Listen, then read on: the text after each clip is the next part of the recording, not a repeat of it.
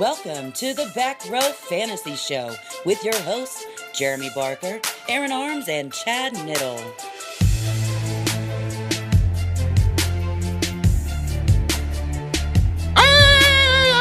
Yes, it's the Back Row Fantasy Show. This is Bark, and Arms is to my left. Good morning. And it is to my right. Hey, what's going on? Well, it's Monday morning. Getting on. We're sorry that I told you to sit Tyreek Hill. That's the first thing I got to say today is I'm sorry. I did not take your advice. I would whatsoever. not take your advice either. Not on that. Good Lord. It was just my not so obvious sit of the week. I mean, Yeah, obviously never sit Tyreek Hill. Obviously you cannot now. And first thing in order for me, I've got to apologize to Frank Gore. Hey, buddy, I'm sorry. You're still pretty decent. I'm not mad at you. It's a fluky week, but okay. Listen, I watched the game and I watched the way he ran, and Frank, I'm sorry. Seriously, he is pretty good behind Miami's line as opposed to Indy's. Frank Gore looked like he was 25 yesterday, and somehow my Fins eked out the win over the Bears. I'm not a Dolphins or Bears fan, so I did not catch it. There's a picture of you in a Dolphins shirt. And Dolphins headphones. True. Yeah. It means nothing, apparently. Closet Dolphins fan there. Yeah. I mean, it was kind of a weird week, though. I mean, Latavius Murray had the second most rushing yards this week so far, coming into Monday night. Yeah, Latavius Murray was money. I mean, that would have been an easy call. I'm not sure why nobody made it. I mean, the Cardinals' rushing defense is not good. I called that their rushing defense was not good. But I mean, Latavius. I just said Dalvin would be the guy. But, yeah. Yeah, I mean, I believe Dalvin was hurt or out early in this game. I didn't catch. I believe he was doubtful coming in. But at the time that we were recording, I think he still had a chance to play. So right, and that didn't happen. Didn't come to fruition. He didn't play. But Jameis Winston, one of our not so obvious, starts of the week. Most of the fantasy community called this, so there's no credit due here. But 4 touchdowns, good week for him. Ravens wide receivers, I missed a little bit on that. I mean, Crabtree had a good game, and they killed the Titans. I mean, he beat the heck out of Colin Curtis Samuel as a possible start. He had a tackle. He had a tackle. He in had a IDP tackle. leagues, Curtis Samuel did not leave you with a goose egg. No, he did not. He scored 1.5. Well, wait. Was it 1.5 in our league format? On that particular league, yes. Yes. A lot of them, it's 1. Curtis Samuel. Stud of the week. Curtis Samuel. 1 tackle on special teams. So, I mean, we'll go down some. Are we tooting or not No, admitting our mistakes right now? We're just, No, I'll admit whatever. just it was a rough week for the back row. Let's just call it that. Not completely. I mean, Jared Cook, told you to sit him. He had 10 yards receiving. You guys hit on some too. Austin Hooper. Austin Hooper's a superstar. Austin Hooper just killing it this He's week. a stud. There's no other way to spin it. Taylor Gabriel had his typical. Taylor Gabriel seems like a wide receiver who's going to go for 100 yards every game right now. He's getting the volume and he's electric with the ball in his hands, and he's just so cheap. By the way, just tossing it out here, Austin Hooper did finish number 1 in tight ends. It's not a surprise. I've told you he's good all year, but you apparently just. Well, he's been bad all games except for not bad. He's like top 5 tight end. Just because he always gets a freaking touchdown. Throw the ball to Julio Jones. Actually, he's had problems getting in the red zone in the past. I mean, this I know. He catches a lot of balls. He does now. Usually 3. He does now. I don't know what happened, but Austin Hooper should be on your radar now. Now I'm regretting. I think somebody offered me Austin Hooper for like Chris Herndon at the height of Chris Herndon's like camp hype. Like, oh, this rookie's going to be pretty good. I'm like, I'm not trading this guy for Austin Hooper. Mistake. Oops. Number 6 tight end in Fantasyland. Yeah. Well, I mean, I have number 4 and 5, so I'm still okay. Holding off Rob Gronkowski. For number 6 for about 6 more minutes. What did Gronk do last night? Anything? Not a ton. It's kind of another. I mean, he was top 10 tight end this week, but didn't 12 take much points. to do that. I mean, just kind of in that mid-tier range. Same with C.J. Uzma, Ricky Seals-Jones, Travis Kelce, didn't put up a big game either. Just all hanging around 10 points. I mean, you like to see a tight end, break the 100 yards, and that's where you're like, yeah, that's definitely a top 3 guy. And literally none of them did it this week, which is kind of shocking. Yeah, is it time to move on from Gronk? If you can get a good package, if you can get an Austin Hooper. I mean, no. At this point, just you got to be comfortable with Gronk. I mean, the establishment of Sony Michel, which, by the way, I mean, he's top 10 running back. He's going to finish the year as a top 10 if he continues his pace. I mean, pretty much, if he doesn't get 100 yards, he gets like 95 and a touchdown. I mean, last night he finished with, I believe, over 100 and a touchdown.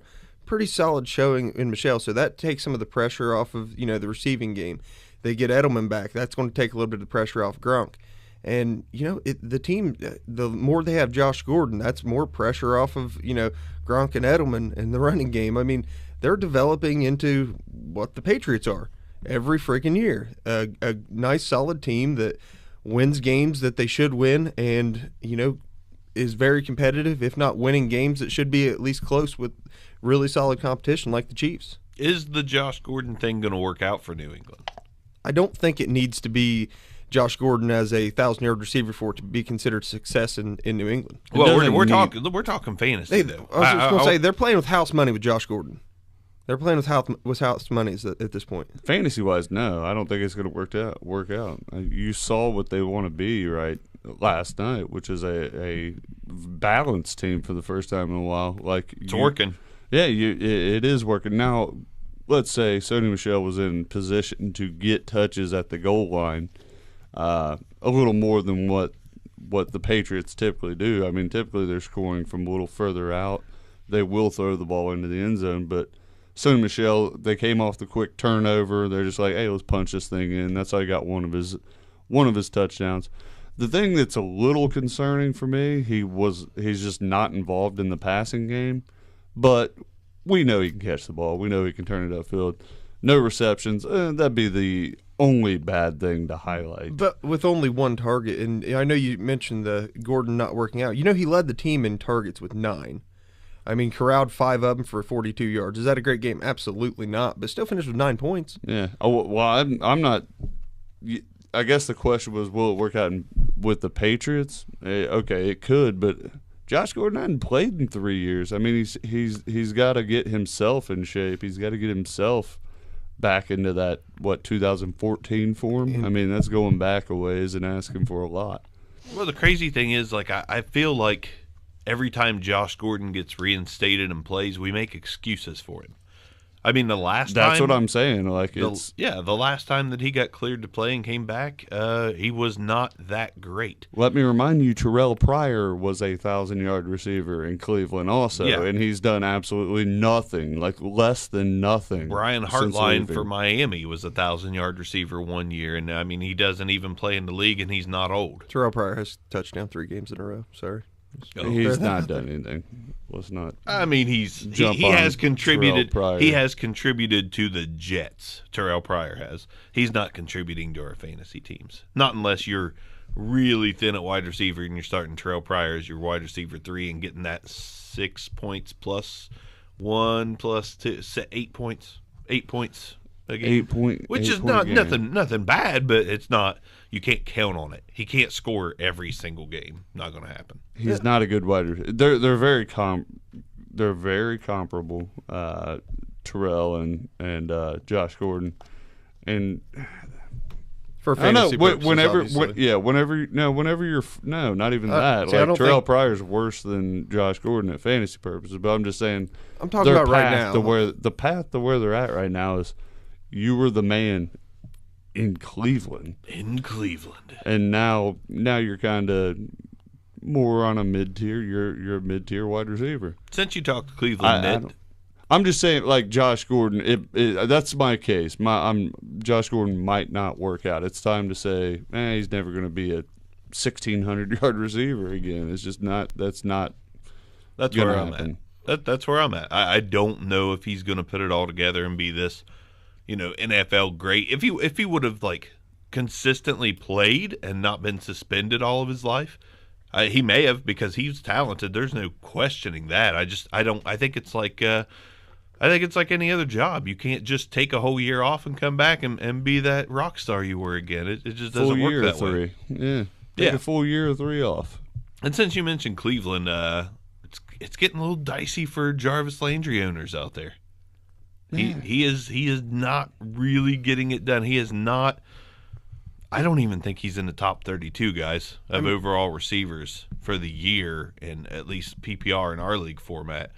I don't think Jarvis Landry's there. I could be wrong. He's 28th. He is 28th behind the likes of D.D. Westbrook, John Brown, Sean Jackson, Tyler Lockett. That's Albert Wilson's outscoring him. Albert Wilson is his replacement, sort of. Danny Amendola really is, but a lot of those guys have had big games. I mean, Albert Wilson had put up near 40 this week, has gotten there. Jarvis hadn't had his big game. He's still getting his targets. He's been a double-digit target guy for the 6 weeks. Just not, the ball's just not some sort of adjustment, disconnect between him and Baker's going on. So as soon as they get that down, I think Jarvis is going to be. But Jarvis is fine. I mean, he should be, but I will add this week was his dud. It was an absolute dud, and then most of the other weeks have kind of been subpar. But you kind of have to see this coming with knowing they were going to be down against a pretty potent Chargers offense. I would think that'd be a good game script. No, I'm just saying he still had 9 targets. There's going to be they're going to stop somebody, and who are they going to focus on? Probably the most dangerous player on that team, which in theory is Jarvis Landry. You know, you got to focus on something to stop whenever you're trying to win a game. And, Cleveland's not that complete offense that, a lot of people hope they would be. Who you focusing on? Who's the best player on that offense? It's Jarvis Landry. By most accounts, it's Jarvis Landry. It's not, Duke Johnson. It's not Carlos Hyde. It's certainly not Nick Chubb. I mean, the guy you're looking to shut down is the guy who's going to hurt you the most. Yeah, well, more than that, the Chargers put pressure in Baker Mayfield's face all game long. He only completed like 45% of his passes through 2 picks. So Baker Mayfield was clearly off. Baker Mayfield's more the problem more than Jarvis Landry. Yes, I get that they probably game planned a little bit for Jarvis, but I think most of it came to we're just going to pressure the heck out of Baker, force him into run mode, which he wasn't able to do. And just kind of see what happens from there. So, yeah, I get what you're saying. The stats speak for themselves. Jarvis had 2 catches for 11 yards on 9 targets, though. Yeah, the targets are still there. And could you imagine if Joey Bosa played in this game? Yeah. I mean, Chargers brought it yesterday. Like the Browns, we got excited. Little Cleveland running through all of our veins, being from Ohio, just because they've been losing for so long. And yeah, they were the Browns yesterday. But the Chargers, this says a lot. I think it says more about the Chargers than it does the Browns. Absolutely. Browns are going to be okay. The Chargers had a good game plan going into it. Like Arms was saying, take Jarvis out, put some pressure in Baker's face. But the Chargers are legitimately good. You get 3 touchdowns, 130 yards out of Melvin Gordon. Don't really need Phillip Rivers in the passing game because you're totally up. And how about that Williams kid at wide receiver? And I'm not even talking about Mike. Yeah, Tyrell Williams seems to be the open guy.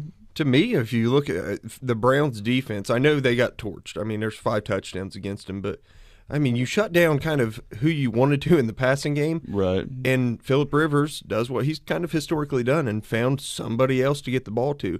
Before it was like a Travis Benjamin or Dontrell Inman or just somebody else. And now it's Tyrell Williams, which usually has decent years. But, last night comes away with, 3 catches for 2 touchdowns, 118 yards receiving. That's pretty, it's nothing to sneeze at, but I don't expect it to continue by any stretch of the imagination. Next week it could be Mike Williams with that stat line or Keenan Allen. Tyrell. But Keenan's always going to kick in. Yeah. It's just you don't know who's the top option week to week in San Diego. Well, not San Diego, L.A.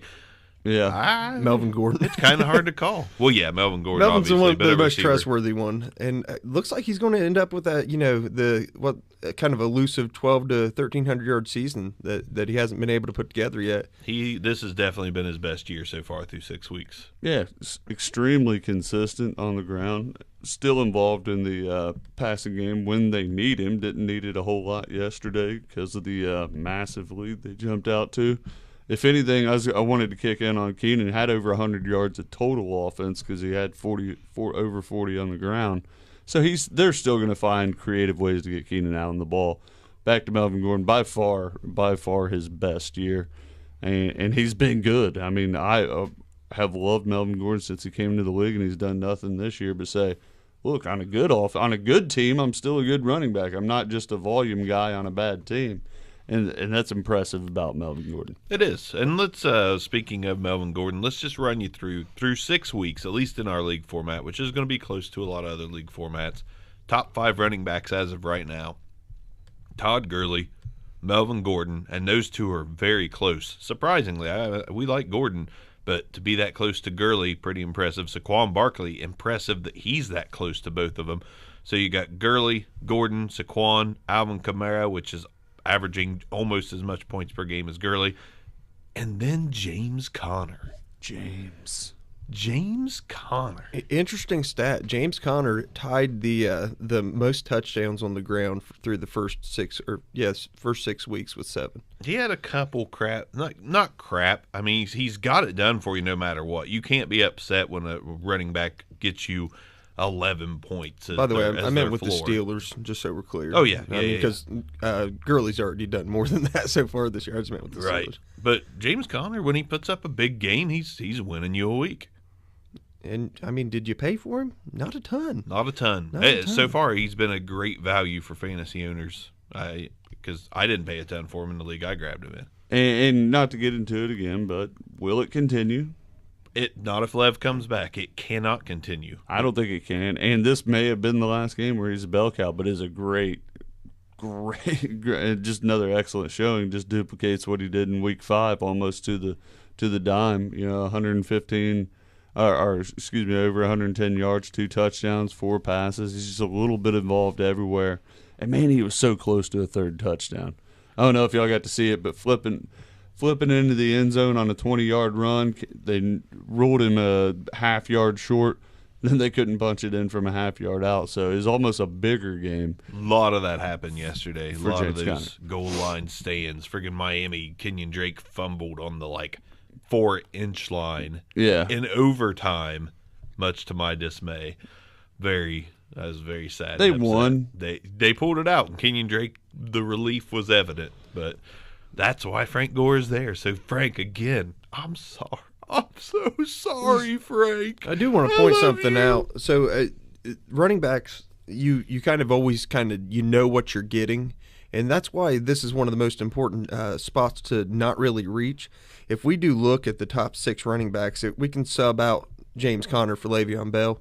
I mean, pretty safely. Oh, yeah. And put him at least at that number 5 spot. But you got Gurley, Gordon, Saquon, Kamara, what would probably be Le'Veon Bell, and Ezekiel Elliott in the top 6. I mean, that's chalk. That's exactly where you expected everyone to finish. Maybe add in Kareem Hunt.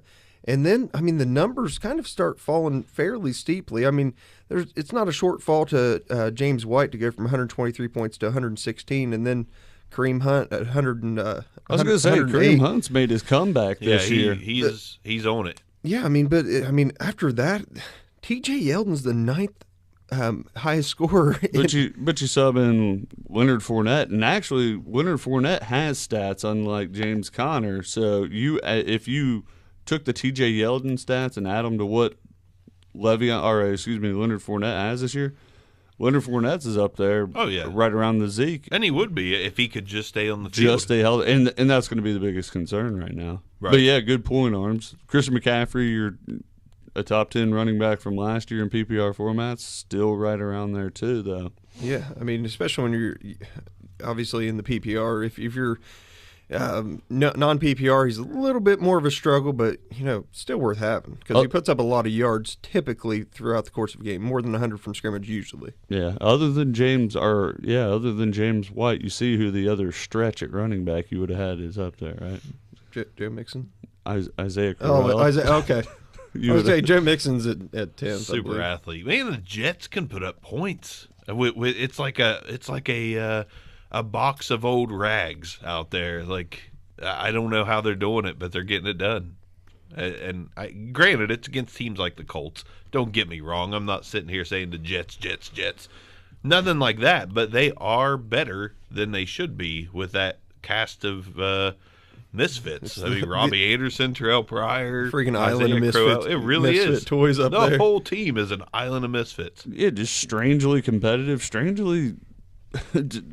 I don't know. Is it a good offense? I'm not ready to book them yet. They did look good against the Broncos Not week ready to prior. crown them. See, this is where I'm selling every Jet I've got an opportunity to because I their agree. schedule's about to get a lot harder.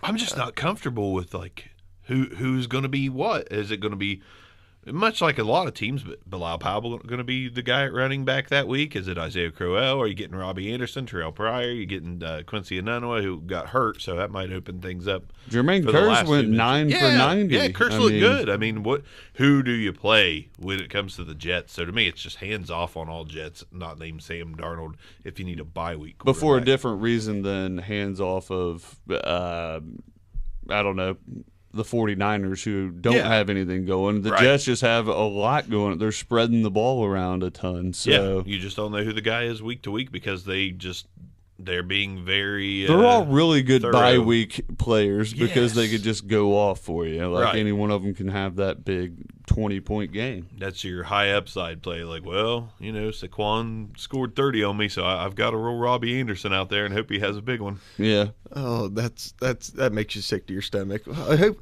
hurts. Robbie Anderson comes back and matches what Saquon did for a total of the week. Nope, not going to happen. I'll tell you what else will make you sick. Peyton Barber is back, apparently. He finished as your number 9 running back for the week, making Rojo basically irrelevant. So we got a little tease of Rojo, and then the Buccaneers are like, nah, not yet. Not yet, Peyton Barber. But to me, that has nothing to do with Peyton Barber being the better running back. It Didn't say that. has a lot to do with the Falcons getting torched by running backs week in and week out. I mean, the Falcons I wish they could have got torched by Rojo. They're porous.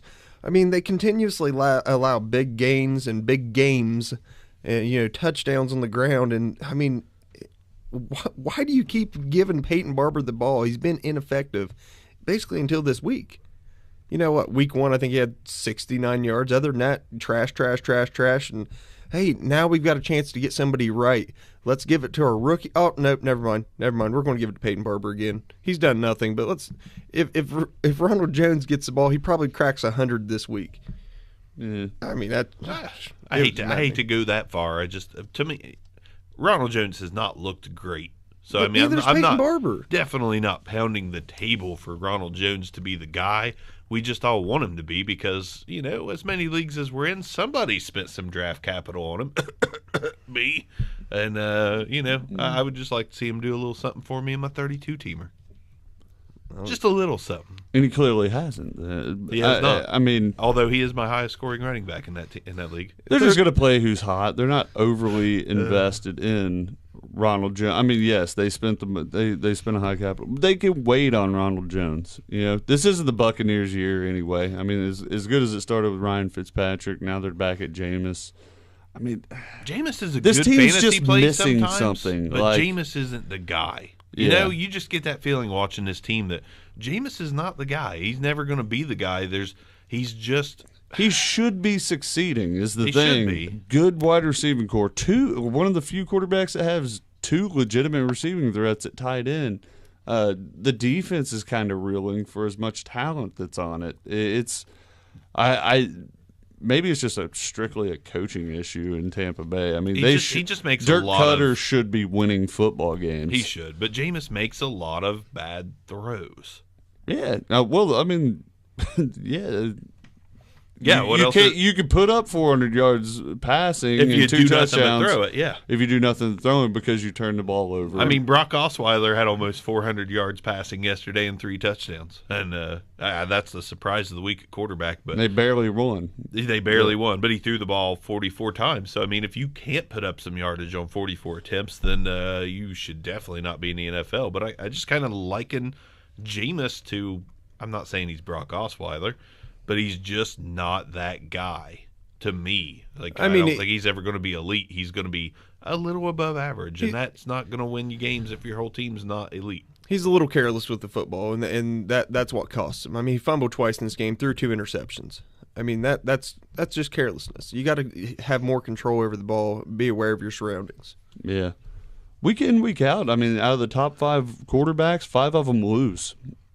I mean, I was almost going to bring that up last weekend when it was, I think, like 6 of the top 10 lost their game. You know, you had Blake Bortles throwing the ball 61 times in a blowout loss, you know.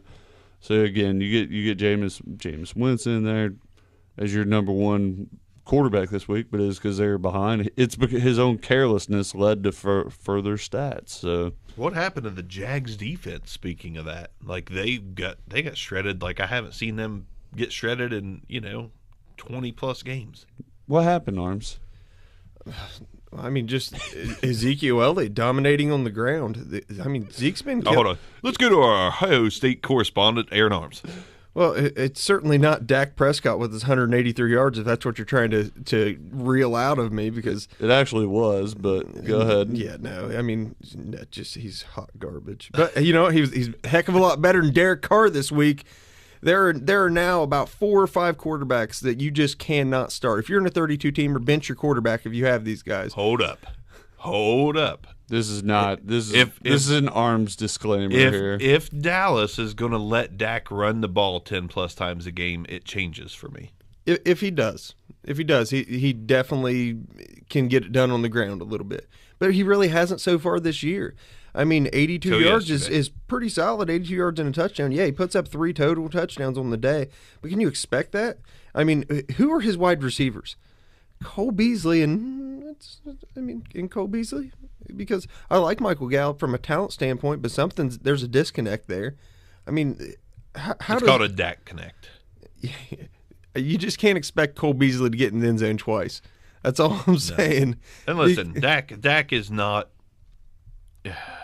I don't want to say he's not as bad as we thought, but I mean he really isn't. As far as I don't understand why y'all hate on him. Listen, you're making my own point for me right now. Listen, saying who does he have to throw to? He has no talent around him. Fantasy, other than Ezekiel. He is fantasy trash most weeks. I'm not saying he's the worst quarterback in the league. Right. He is fantasy trash most weeks. But if he's going to, tote the rock 10+ times, we got a different story. I still don't understand that. He has been fantasy trash up to this point due to the wide receiving core. But in the last 2 years, he's been a top 16 quarterback, a top half quarterback. So I'm not going to go.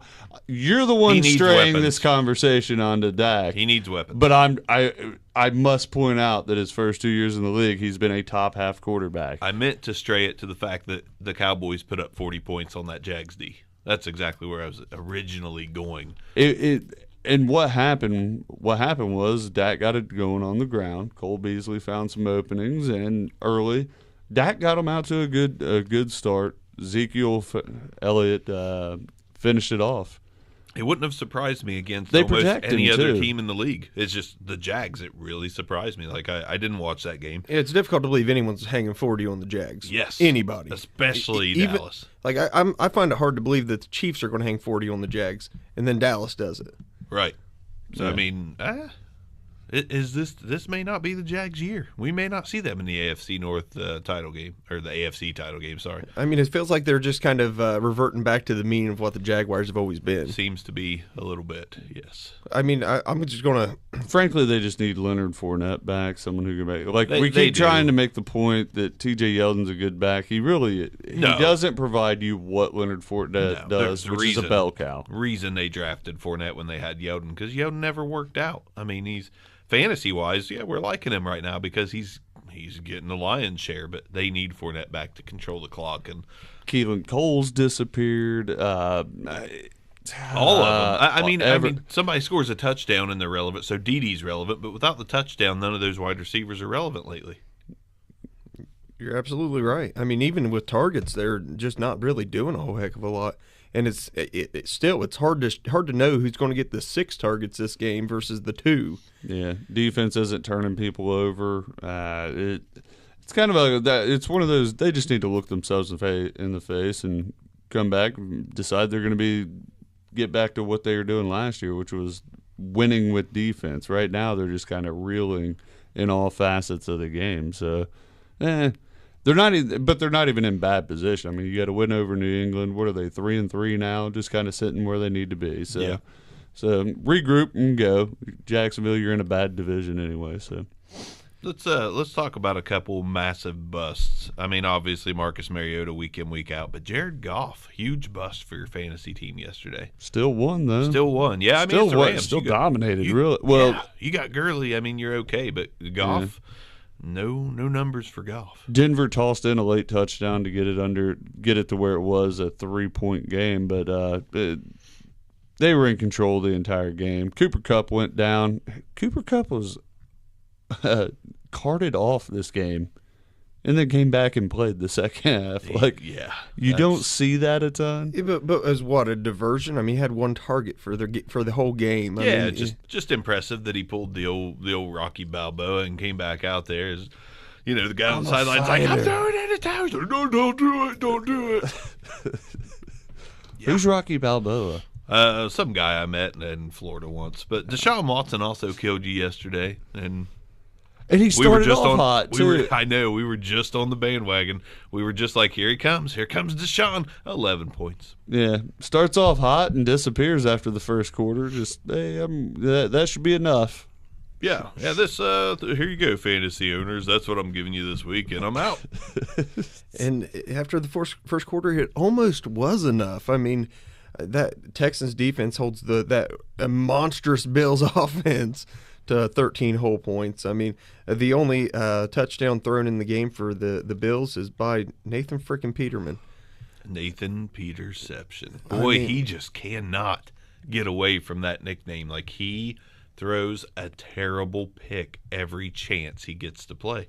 I mean, it's like his favorite thing to do. It really is. I feel like he goes out there and he's like, wait, which jersey are we? Screw it. I think he thinks he's playing like Mario, and he's got the fireball. He's like, I finally got the fireball. I'm going to kill the enemy, and he throws it at the enemy. Little does he know they're going to catch it and run it all the way to the flagpole. 1 up. Yeah. I don't know. You lost me on the Mario talk. Yeah. You need some culture, Chad. I'm sorry. You uncultured swine. You are uncultured swine. But Nathan Peterman, why do they keep doing that? Well, they had to. Josh Allen hurt his elbow. Yeah, he got hurt. Oh, he got a boo-boo? He got a little boo-boo. He got a little nicked up. And Nathan Peterman why do they still have it? No, that still doesn't really answer my question. Yeah, where do they still have Nathan Peterman? Why isn't A.J. McCarron still on the Bills and Nathan Peterman gone?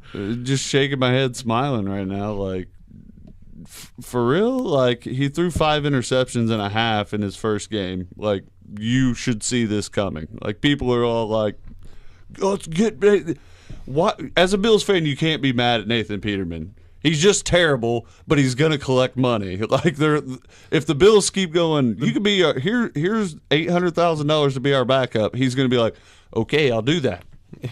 Like, I would too. And then I'm going to take one of those stacks of money and I'm going to throw it at the opposing team.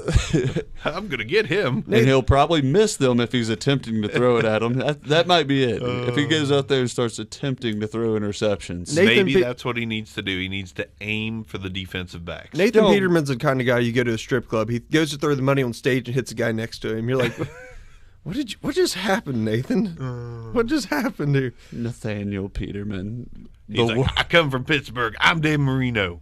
Dude, so bad. Like, but seriously, Bills fans, quit getting mad at Nathan Peterman. It's your coaching staff and general management of this football team that has put you in position to play him. Right now, I'll take Doug Flutie.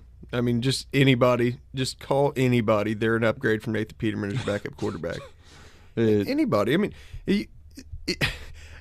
at the very beginning of the season when Peterman got signed, somebody put on Twitter, I'm not an attorney, but, Colin Kaepernick doesn't have a job, Nathan Peterman's starting. You go into court with this, you automatically win. And they're right. I mean, there's 65 other quarterbacks in the league right now better than Nathan Peterman. 65? At least, there's a third stringer on a team that is better than Nathan Peterman. I knew Brock Osweiler was good. I knew it. Brock Osweiler. I knew he was good. Thank you, Brock. I mean, the Steelers have 3 better quarterbacks right now, and I'm not sure they've rostered 3. I don't think they do roster 3. just I saying. think it's just 2. Just saying. I'd rather have Kevin Byard at quarterback right now than Nathan Peterman. Let's drop some wide receiver names real quick, because there were some big ones. We've talked about them a little bit, but Albert Wilson was the number 2 wide receiver behind former teammate Tyreek Hill. Nitt likes him some Cole Beasley, and Cole Beasley finally came through for Nitt, put up a big week. He was number 3. Man, Adam Thielen is the pillar of consistency at the wide receiver position this season. Alshon Jeffrey may be right there with him at this pace. Alshon Jeffrey was number 5. He's got a good start to his season now that he's back. The one thing about Thielen over an Alshon is if Thielen doesn't get in the end zone, you still have a good week that's coming. Oh, yeah, you got 22 points without the touchdown. If he never touches the end zone, every week he's still getting you around 20. And, I mean, what more could you want? And maybe I'm going off the rails here a little bit, but if I have Odell Beckham Jr., I'm finding the Adam Thielen owner and trying to trade Odell Beckham Jr. for Adam Thielen right now. That name recognition alone should be able to net you Thielen and maybe a tight end, maybe Thielen and Ebron. Your team could possibly get a lot better, but and I'm doing it too. I'm not about the big names. I want to see consistent production on the field. I want to see consistent production in my lineup. So every time I see a thread on Twitter that's like, should I trade OBJ for so-and-so? And people are like, no, it's Odell Beckham. No, it's Odell Beckham. Like, yes, if it makes your team better, trade him. Trade him!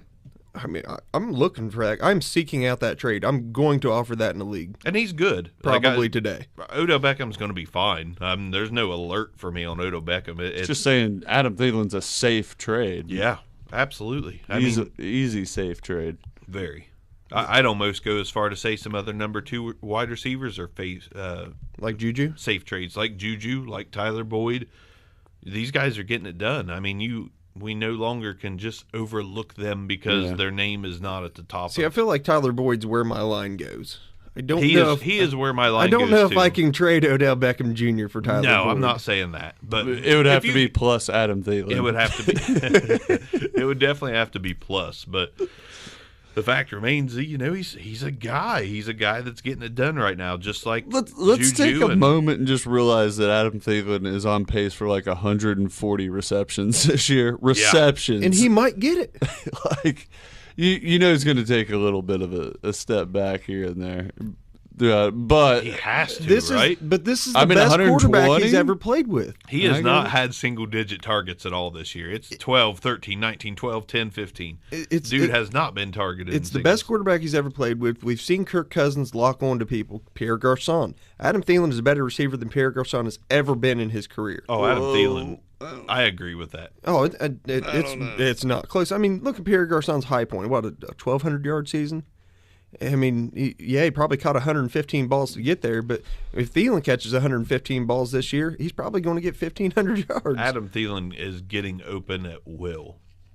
There's just nothing else to it. He is getting open at will. He's not your guy that runs down the field and you high point him. He's the guy that gets open. He is a large Julian Edelman. Best route runner in the league right now, at least in the 6'1" and up category. Yeah. Yeah, definitely. Emmanuel Sanders is just good. I mean, this guy's producing week in, week out, and he's always been a guy that's, you kind of want to trade. You don't really want to keep. His name's not big enough. Here we go again with the names. Yeah. At this point, though, keep him. I mean, he's been extremely consistent. Denver's going to force it to him. For you. Yeah, they're going to throw the ball his way, and they're going to try to get him involved in a couple jet sweep reverse type gimmick plays every game also. So creating ways to get him the football. Yep, and these are guys that, I like talking about for one reason. I mean, you have to compare against the names. A big name in the offseason. I know he did okay yesterday, but Allen Robinson is a pretty big name. But I'm on trade alert with Allen Robinson right now. So the couple names that are up here in the top 10 that I've got questions about right now. So is Wilson the real deal? I mean, his target shares are increasing. He's doing a lot with what he gets. I mean, whenever his touches are there, he's effective.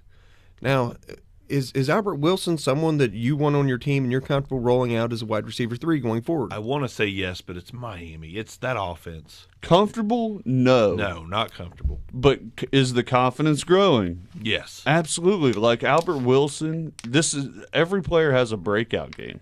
Yeah. Early in their career. This may have been it. This may have been the one where it's like, okay, this guy's legit. Let's throw him the football. Let's create ways to get the football in his hands.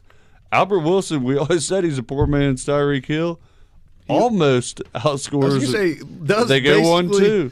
Does basically what Tyreek Hill did this week. I mean, very similar numbers, other than one touchdown. Albert Wilson looks like what Dante Hall should have done as a receiver. Yeah. I mean, it looks like when he gets the ball thrown to him in short with a little bit of space, he turns into Dante Hall on a kick or punt return. And it's just, he's a weapon. I just don't know about the targets. I don't know if the target share is going to be enough. Well, they got to get a quarterback. And I don't know if they go with Brock for the next few weeks. I don't know what's going on there, but Brock isn't the answer. Oh, no. For making Albert Wilson an elite wide receiver or a wide receiver 1, wide receiver 2. What we're talking about, being comfortable and confident with him week in, week out. You know what I noticed about Brock, though, is he does not hold the ball as long as Tannehill holds the ball.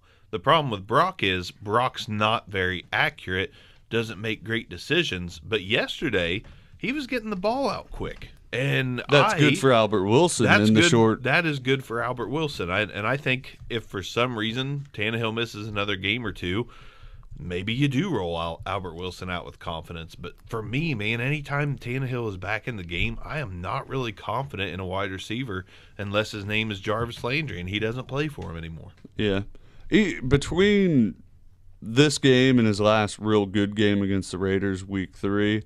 Which was he chipped 2 catches.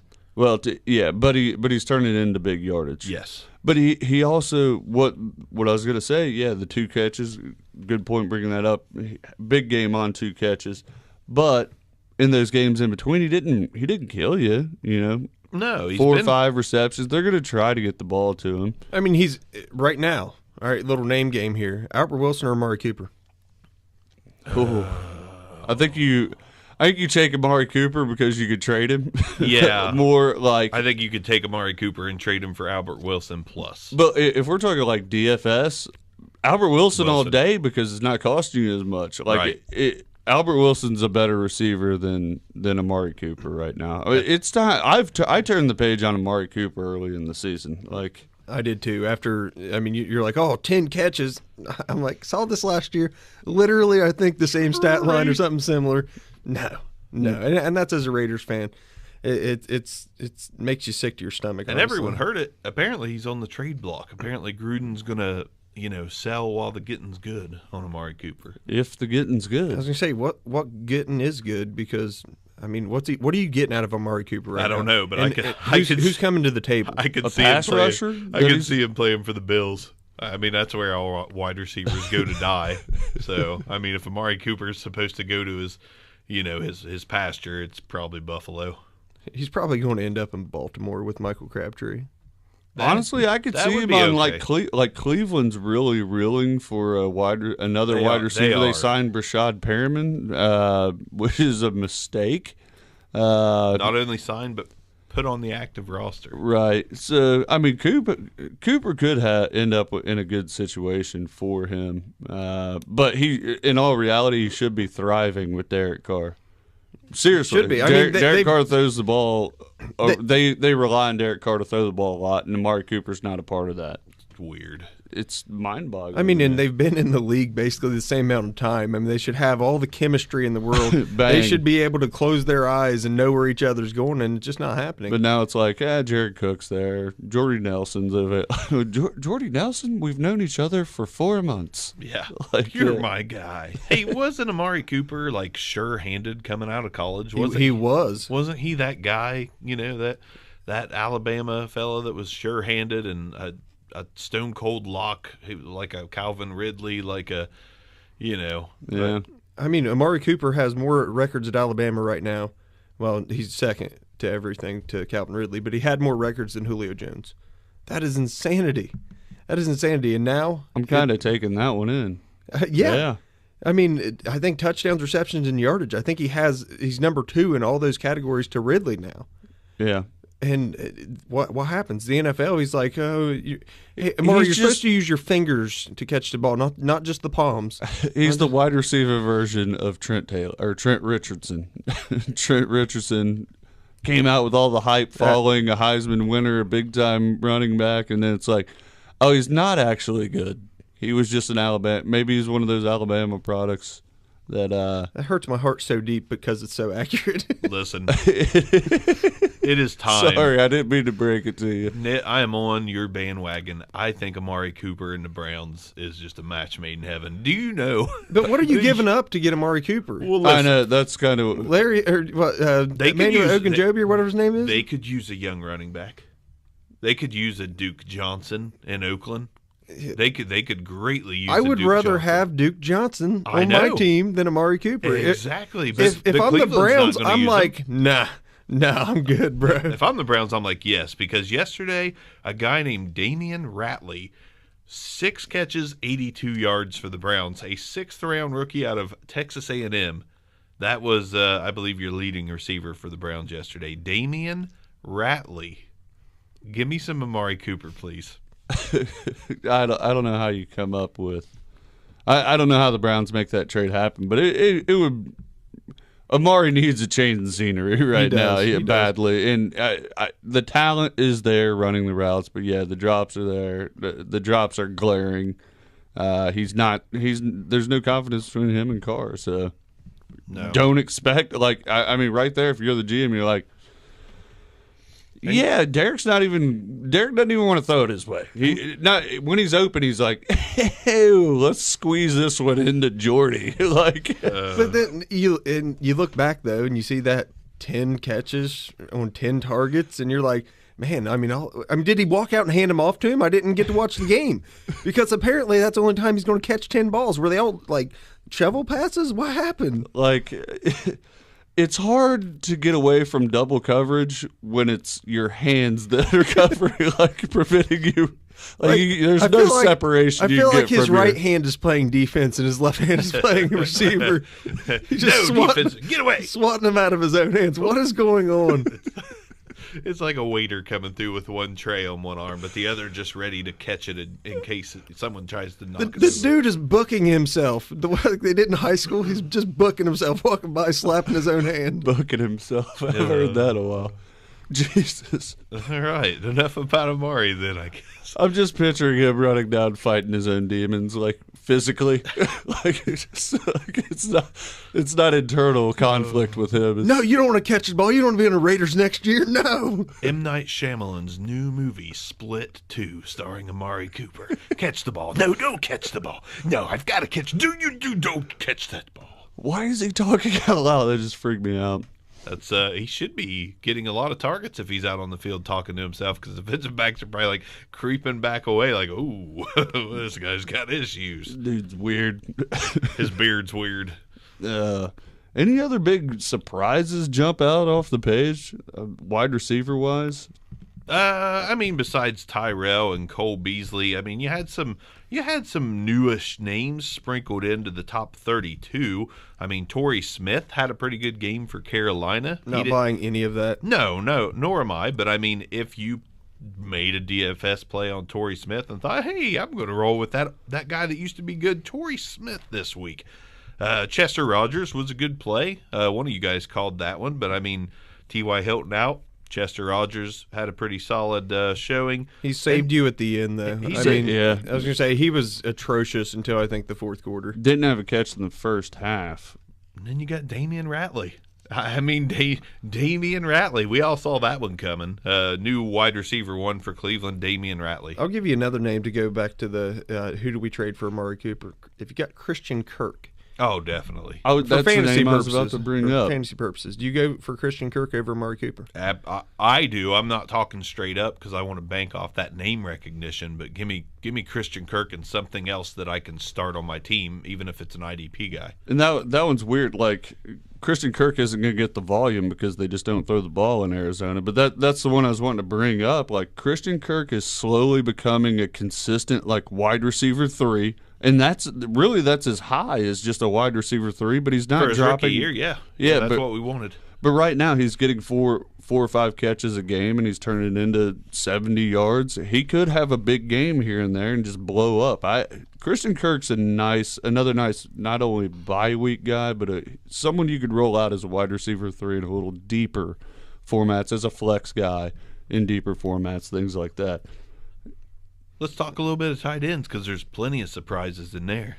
Austin Hooper being, well, no, not a surprise. Not the arms. Not arms, a surprise Arms anymore. saw that coming from 2 weeks away, baby. The arms in 2007 was like, man, when this guy makes it to the league.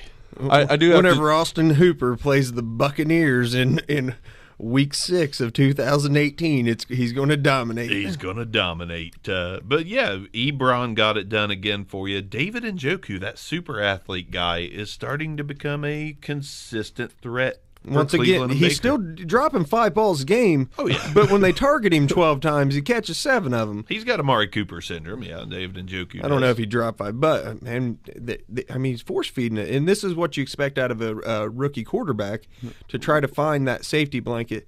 I kind of wish the safety blanket had better hands, but I mean, Njoku's getting the targets that Jarvis Landry should be getting. To be fair, there's not a ton That's of a good tight point. ends that are known for their hands. I mean, just the elite ones. just the elite ones. The rest of them is like, you'll get that ball that clanks off Jack Doyle's baby hands every once in a while, And David Njoku, it's just going to happen. You got to know what you're throwing to, and it's risky. But he caught a touchdown. It was a solid catch. Njoku's a great fantasy play for the rest of the season, in my opinion. Eric Ebron got it done. O.J. Howard surprisingly got on the field and got it done. Vance McDonald's becoming a threat. And let's not forget these 3 that round out the top 10. Nick O'Leary, Vernon O'Leary. Davis, and Chris Herndon. Superstar Chris Herndon that I wouldn't trade for Austin Hooper back in the offseason. Yeah. You're just going to have guys fluctuate into the top 10 randomly all season long. I mean, at this point, like taking Greg Olsen or Jordan Reed's 9 points they gave you is kind of a win. It's not necessarily a loss. But then again, 9 points next week might be top 10 play. Like, it's just barren. I mean, I was pretty spot on with that Miami tight end touchdown. It's just the wrong guy. Who would have called Nick O'Leary catching the touchdown for, tight end at Miami? And listen, go take a look at this guy on Google. Click images when you Google Nick O'Leary. Dude looks like an O'Leary. He does. Redheaded. O'Leary's TD store. Ow! I look like I could be related to Nick O'Leary. Yes, you do. Yes, you do. Man, Kelsey, kind of, he just wasn't the beneficiary of the game. We talked, Arms, No. you were kind of talking about, or no, Barker, you were talking about Patriots taking away. That's yeah. why you said, not to bring this up. Tight ends kill them. Go ahead. It's fine. You I'll said take my take away. You were saying not obvious sit of the week being Tyreek Hill because the Patriots are good at taking away their best. It's almost like the Patriots took away Kelsey. Yeah. All game. He was only involved in the run pass options from what I saw last night. It was just fake it to Kareem, hit Kelsey with a little quick hitter, and that's all they had. They had no passing game going down the field to Travis Kelsey. But I think that's more on the Patriots, just surrounding him with defenders more or less. Then you jump on Greg Olsen. Looks like his best days are behind him. You know, he is fresh back from an injury, though. I think this was his first game back, if I'm not mistaken. He is, but I'm with you. I hear what you're saying. And same with Jordan Reed. Jordan, it's just not his game anymore. He's just not an elite tight end or a top 10 consistent tight end anymore. So I wanted to bring up those two guys to say, maybe it's time to start looking elsewhere. If you can trade a Greg Olsen, trade a Jordan Reed, and get one of these guys that's coming up, like, man, convert that into an Eric Ebron, you're doing real big upgrade, consistency upgrade. Absolutely. I'm excited about this. Let's talk a little bit of linebackers and what they did yesterday, because there's a lot of names we love in the top 10 at linebacker this week. Kiko Alonso, pretty unstoppable right now at linebacker. He was your top linebacker for the week, 18 points out of Kiko. Then you had Zadarius Smith, fluky in my opinion. CJ Mosley just is not doing anything coming back off that injury. But then we've got our offseason darling. By the way, the Zadarius Smith thing was 3 sacks. I mean, yeah, it was. That's not happening very often. He's a free agent. He should stay on the free agent waiver wire unless you are desperate at linebacker. Then we have offseason darling Zach Cunningham really coming on, and Arms' boy Quan. Arms' boy Quan looking like Quan. I mean, Quan, when on the field, is one of the top 5 linebackers in the league. And, I mean, whenever we eliminate one of the other top 5 linebackers in the league due to being the IR, on the IR with Deion Jones, I mean, hey, guess what? It solidifies him. That's the guy that may have been able to push him out. He's going to stay right there the rest of the year. Bradley Chubb had a fantastic game at linebacker again. Once again, 3 sacks. Yes, 3 sacks. So he's not a guy that you're going to want to rush out and start starting. You might be able to put him on your roster as a bye week guy. A Niddle guy, Bernardrick McKinney, number 6. Had a sack, plus getting some tackle volume. So he's always going to be like a linebacker 3 at worst. Yes. And with some upside linebacker 1 from week to week, depending on if he gets home to the quarterback. So. Absolutely. And Anthony Hitchens was 7. He's been pretty consistent as a top 10 linebacker all season long. And then we get back to an arms guy, Deron Lee. Won't go away. I was a Deron Lee. I'm telling you, the talent is there with Deron Lee. Just a talk for arms right now. I want to support you in the Deron Lee. You've been busting my balls about Deron Lee from the get-go. Deron Lee, Raekwon McMillan, you're like, no! Both of you. Deron Lee's just a talented guy. He needed to be on the field to show it, and he's on the field now. Is he going to get you 10 tackles very often? No, he obviously didn't this week, but he's going to be fine, long-term out throughout the course of the year. To me, he's a linebacker, too, at this point. Someone you could roll out with some confidence as your number 2 linebacker. If you had 3 of him on your team, on your IDP team, you're doing really well. Yes, and I agree. If somebody offered me Deron Lee in a fair deal, I'd probably take it at this point. Leighton Vander Esch, number 9. We talked about him at length in the pregame episode. He is good. There is no other way to spin it. I think you're right, Arms. I don't think he's giving that job back. I think Leighton Vander Esch may end up as the top linebacker at the end of the season. I mean, he's going to be right there with another rookie in Darius Leonard. Yeah, the rookies look good. Roquan Smith was your 10. I mean, it's rookie season at the linebacker position. You've got some guys aging out. I think that's why we're seeing this. Got some guys aging out, some veterans that are, not technically at the age where they should be aging out, but not really putting it up like they were. The CJ Mosleys are just kind of lost within their own defense. Yeah. Maybe not lost, but just other people are getting it done. Yes. And, I mean, even Luke Kuechly, a guy that we like, but, I mean, honestly, time is going to catch up to him. He's still a great linebacker. He's still putting up top. He could be your linebacker 3 or linebacker 2. But some of these flashy rookies are just putting up more tackle numbers than some of the veterans. Tremaine Edmonds also, week in, week out getting it done. I mean, he's right now number 9 overall linebacker. Yeah.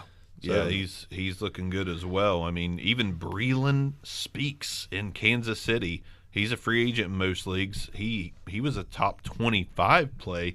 Just to throw another rookie out there, which, of course, it was, he had a sack and some tackles, and I wouldn't go rushing out to grab him. But just those rookies are getting acclimated. Taxi squad him, why not? Sure. Rookies seem to be getting acclimated to the game. Even Rashaan Evans got in on it. Yeah. Yeah, you're getting some consistency with other guys also. Vince Williams is consistently getting it done on a bad Pittsburgh defense, but he's getting his tackle numbers. Jordan Hicks is getting home to the ball carrier. Alex Ogletree's been pretty solid. I mean, you still have these like mid-tier names that are doing mid-tier things that aren't hurting you. I mean, you can still go after the names, but these rookies are where it's at. That sounds like a segment. Mid-tier names doing mid-tier things with Knit. That's my MO. That's what I love out of my fantasy team. Give me consistency, man. Absolutely. But again, back to some of those names that are still playing well, but middle of the pack. Telvin Smith.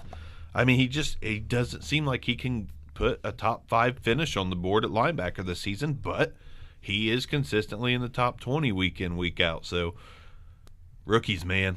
Rookies and young guys. Corey Littleton's another guy to look out for. He's been playing extremely well in the absence of who I just mentioned. Alec Ogletree going to New York. Corey Littleton's played very well for the Rams this year. Another name to get on board with. Defensive ends, we've got a lot of arms favorites again, and a little sprinkle of ours, but Frank Clark was your top defensive end in IDP fantasy this week. Chandler Jones, consistently in that top 10. He was there.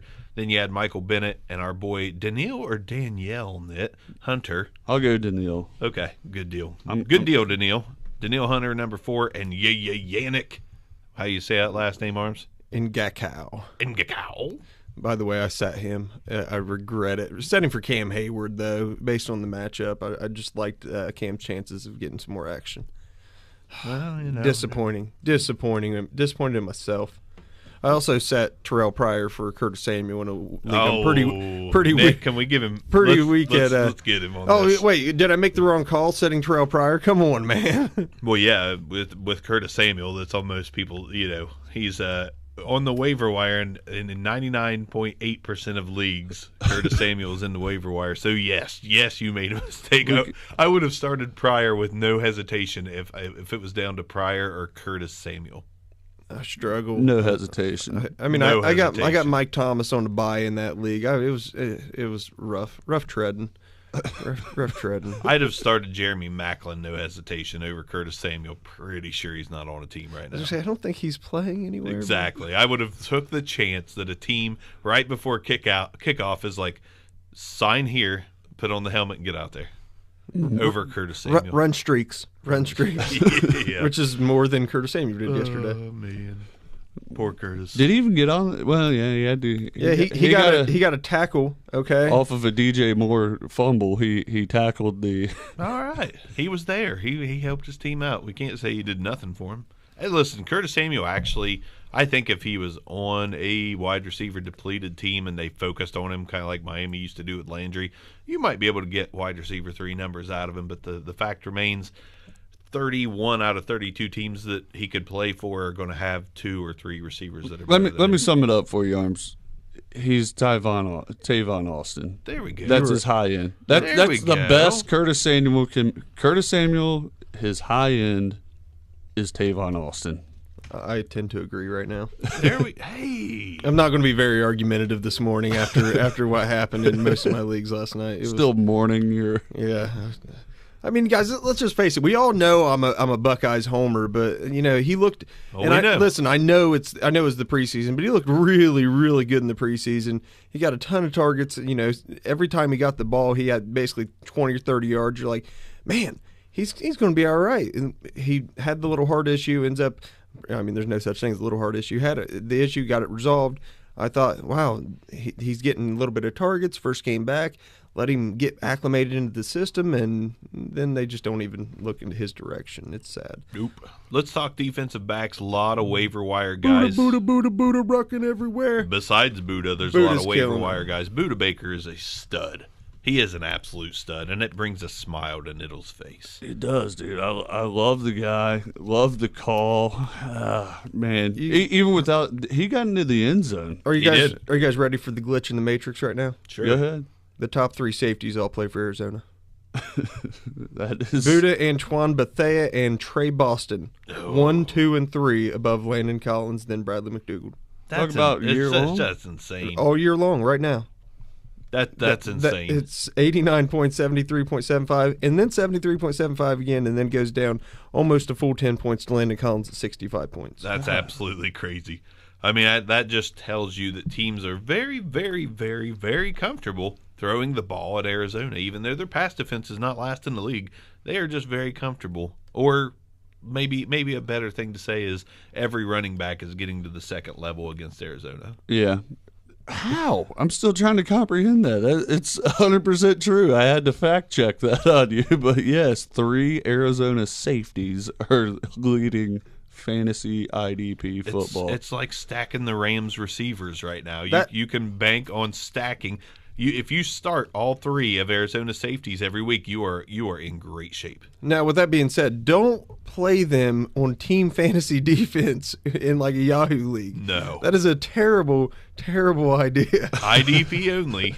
Hands off the Arizona defense. Other than Chandler Jones, they really have no one else on that defense that puts up stats. Hassan Reddick's been up and down. Amanda Bynes' brother Josh has been pretty consistent. Yeah. All right. I mean, he's, I still cannot believe whenever I sorted that, I'm like, wait, what? Did I sort this by Arizona? No, I didn't. No, it's 1, 2, 3. They're doing what Buffalo did last year, and put just too many. And by the way, they're all 3 safeties. Let's also realize that none of them are cornerbacks. They're all 3 safeties. It's because everyone's afraid to throw to Peterson's side of the field. You mentioned Buffalo. I just want to throw out real quick. Matt Milano is a good linebacker.